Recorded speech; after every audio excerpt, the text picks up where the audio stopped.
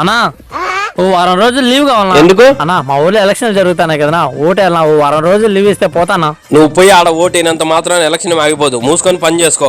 నువ్వు కానీ లీవ్ లేదనుకో పోలీసు వాళ్ళకి అడిగి ఎలకల ముందు కలుపుతాను అని కేసు పెట్టి నిన్ను నీ హోటల్ని రెండు ముప్పించేస్తా. ఒర్రే అట్ట కాదురా, నువ్వు పోతే పరోటాలు ఎవరు చేస్తారా? అన్నా నేను బేచన పరోటా. అదో వాడు వేస్తాడు చూడు. సరే పోయి సాగుపో. సరే ఏంది ఇప్పుడు ఫోన్ చేయండి. హలో అన్న చెప్పునా. రే పొరపాటు నేను పర్స్ అక్కడే మర్చిపోయినా, తీసుకొని జాగ్రత్త పెట్టుకోరా, దాంట్లో నా ఓట్ కార్డు ఉంది. అన్న ఇప్పుడు ఓట్ కార్డు లేకుండా ఓట్ అటాచ్ అడి పోయి. రే నేను ఓటేస్తాను నీకు చెప్పినానా, ఓడో పెద్ద మెంటల్ నా కొడుకు లీవ్ ఇవ్వమంటే లీవ్ ఇడు, అందుకే ఓటేస్తామని సొల్లు చెప్పి లీవ్ తీసుకున్నా. సరే సరే అన్న సరే అన్న. ఓట్ కార్డు ఆడ పెట్టిండు. ఉందిలే ఇన్ని ఉందిలే. అన్నా ఎలక్షన్ బాగానే జరిగిందా? నెక్స్ట్ లెవెల్లో జరిగినాయినా.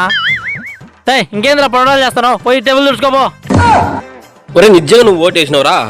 కాబట్టి చూడనా.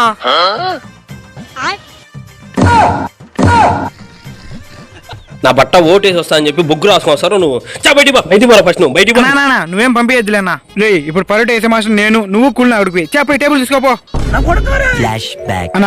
నీ కాదు ఓటు వేస్తా అని చెప్పి ఓటు కట్టుకుని ఈయన పెట్టిపోయిండు. ఇంక ఓటు ఏమేస్తాను అడిపోయా, ఓడికి పని చేయడమే ఇష్టం లేదు నా. తీసేనా